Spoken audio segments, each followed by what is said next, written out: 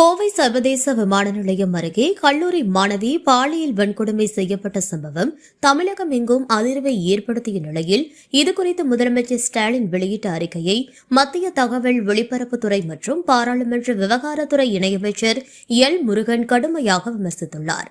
கோவையில் மாணவி கூட்டு பாலியல் வன்முறைக்கு ஆளாக்கப்பட்டிருப்பது திமுக ஆட்சியின் நிர்வாக தோல்வியை வெளிப்படுத்துகிறது. குற்றவாளிகளை கைது செய்வதையே சாதனையாக கூறும் முதலமைச்சர் தமது ஆட்சியின் கடமை தவறியதிலிருந்து தப்பிக்க முயல்கிறார். காவல்துறையின் அடிப்படை கடமை குற்றம் நடக்காமல் தடுக்க வேண்டும் என்பதே, ஆனால் அதில் அவர்கள் தோல்வியடைந்துள்ளனர் என எல் முருகன் தெரிவித்துள்ளார். அவர் மேலும் தமிழகத்தில் பெண்களுக்கு எதிரான வன்முறைகள் தொடர்ச்சியாக அதிகரித்து வருகின்றன. அண்ணா பல்கலைக்கழகம், கும்மிடிப்பூண்டி போன்ற இடங்களில் நடந்த சம்பவங்களின் போதும் முதலமைச்சர் இதே வார்த்தைகளை கூறியிருந்தார். ஆனால் நடைமுறையில் எந்த மாற்றமும் இல்லை. தற்போது கோவையில் நடந்த இந்த கொடூரம் திமுக ஆட்சியின் அலட்சியத்தை வெளிப்படுத்துகிறது எனவும் குறிப்பிட்டார். தமிழகத்தில் பெருக்கெடுத்து வரும் மதுபானம் மற்றும் போதைப் பொருட்கள் புதிய குற்றவாளிகளை உருவாக்குகின்றன. இதை கட்டுப்படுத்தும் திறன் இவ்வரசுக்கு இல்லை.